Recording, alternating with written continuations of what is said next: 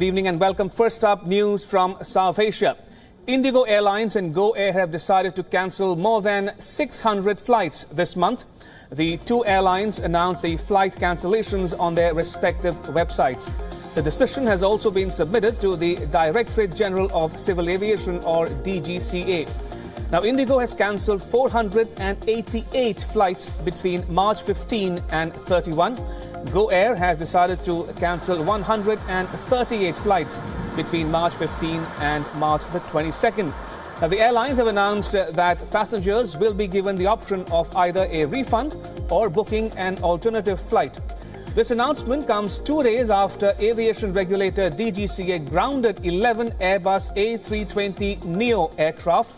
These aircraft use Pratt & Whitney engines, which have been found to be faulty.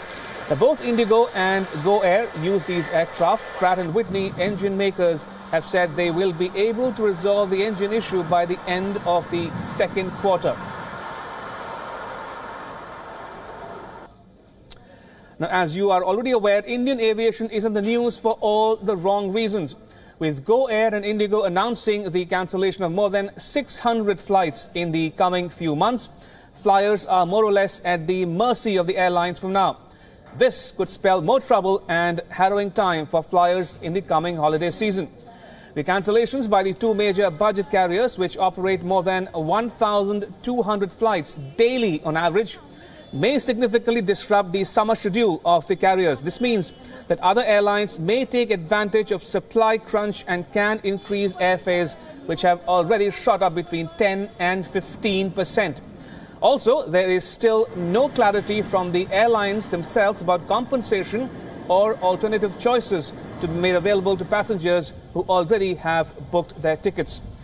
Now, IndiGo passengers travelling to New Delhi, Bhubaneswar, Thiruvananthapuram, Chennai, Hyderabad, Kolkata, Bengaluru, Amritsar, Coimbatore, Raipur, Visakhapatnam and Jaipur are the worst affected during this period. Now, these routes are likely to bear the brunt of the chaos in the Indian skies. And now to another is it only the airlines, IndiGo and GoAir in this case, which are responsible for this mess, or does the responsibility lie with the aircraft manufacturer Airbus as well? It's not clear whether aircraft manufacturer Airbus was aware of the fault in the aircraft, as it has signed deals for more than 400 of these aircraft with IndiGo. Also, generally, there are huge compensations involved in these cases. Also, did Airbus deliberately sell these defective planes to IndiGo and GoAir? And is it a disservice being done by Airbus to customers in one of the largest markets in the world, namely India, where it has got one of the biggest orders in its history? Well, IndiGo placed an order for 100 Airbus A320-200 aircraft worth $6 billion in June 2005 during the Paris Air Show. IndiGo signed a memorandum of understanding for an additional 150 Airbus A320neo worth $15 billion on 11 January 2011. And on 15th August 2015, IndiGo confirmed the order for 250 A320neo aircraft for $26.5 billion. Right, joining me live from the WION newsroom is my colleague Sumit Chaturvedi. Good evening, Sumit. Now, you've been following this story very closely over the last many days now. Talk us a bit about, if you will, about the compensation that might be available from the airlines, to the airlines from the manufacturers. Ramesh, that's true that generally there is a component of compensation involved in such high contracts. Well, this time the contract was between Airbus and IndiGo. It was the largest contract in the history of aviation when IndiGo signed around 400 aircraft order with Airbus. Definitely the compensation is taken into picture, because what if the planes don't arrive on time? If I go a little into the history, or if I tell you a bit more about how the business model works, generally aircraft are not available off the shelf. There is a gestation period of around 9 months to 1 year before the aircraft can be delivered to the customer. Here, there are many problems. Anything can happen in those 11 to 12 months. That's why a compensation is already built there. If I give you an example, Boeing had a commitment with Air India a few years ago that they will be delivering the Dreamliner 787, but they couldn't deliver it, and that's why they paid huge compensation to Air India. But that was a different case. Now, IndiGo, before signing this order with Airbus, would have actually forced Airbus to have a compensation clause, or sometimes Airbus also tries to attract the customers with the compensation clause. So here, it's quite possible that IndiGo is getting huge compensation as a result of grounding of these planes, but the people who are suffering are the passengers or the flyers who have booked the tickets. Indeed, as you said, the passenger is the eventual or ultimate loser. But in your estimation, Sumit, is IndiGo as much a loser in all of this? Absolutely not, Ramesh. Again, it would have got some compensation from either Pratt & Whitney, which is the engine manufacturer, or Airbus, because these deals are for years and years together, and the clauses are perfectly made, perfectly signed by the parties. So in case of cancellation of IndiGo, yeah, the Airbus would have also saved its whole things, that if IndiGo cancelled the orders, Airbus will receive compensation. And here, if the aircraft are getting delayed, or in fact, the faulty engines are there, definitely they are under guarantee period, and IndiGo is not a loser at all. It would be getting compensation, huge compensation, in fact running into millions of dollars before these airplanes are grounded. Because look at the losses. It would have cost a collective loss of around ₹1 billion to IndiGo in these last few days, and someone will have to compensate the losses. Another factor here is that IndiGo has sometimes it's oversupply of planes. Remember, this is not the peak season, so planes are not as efficient in air as they are in the peak season period. So sometimes if they rest on ground, if they don't come to air, sometimes it's good for the airline as well. And talking about passengers, Sumit, what about refund? What about alternative tickets to passengers who have already booked their tickets well in advance? Oh, well, IndiGo has said, and GoAir has also said, that they are making all arrangements to minimize the inconvenience to passengers. But we all know that these all arrangements are, that are made by the airlines. It's not as per the will of the passengers who are at the receiving end. It's as per the will of the airlines. That's why they are still suffering. Right. Sumit, do stay on. I'm now joined by Mr. Kanu Gohain, a former Director General of the DGCA. Good evening, Mr. Gohain. Good to have you join us on WION Dispatch this evening. Now, if the Kathmandu accident had not happened, would these defective aircraft with defective engines would still be flying passengers inside India?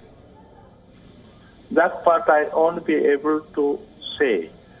As far as the decision part is concerned, now there cannot be a link between the Kathmandu accident of the Bangladesh Biman and what has happened to this Airbus with the new Pratt & Whitney engines. The basic issues here in India, what we face today, is that it had continued for a long time with these engines having failed prematurely. There were in-flight shutdowns, and there had been a high rate of engine premature removals. Okay.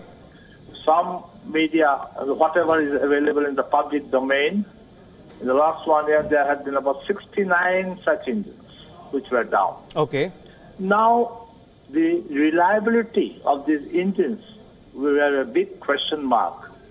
And this was known from the very beginning, when I remember one of the GoAir engines had failed in flight. Okay.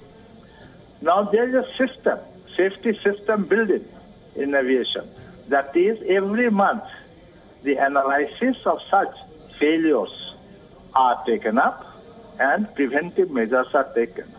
I am surprised as the former DG that why it had to wait so long to take this action of grounding these airplanes. Absolutely. You raised a very valid point, Mr. Gohain. In your estimation, by virtue of your vast experience of heading the DGCA, now the fundamental issue here is flights have been cancelled, passengers are inconvenienced.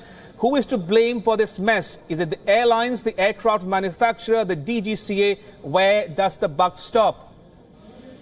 Now, that's a long question, where the buck stops. You see, first of all, I will pin it on the FAA and the engine manufacturer, that is Pratt & Whitney. This engine is made in America, where FAA is the regulator. How? This FAA has one time gave India the 1-star proficiency in regulations.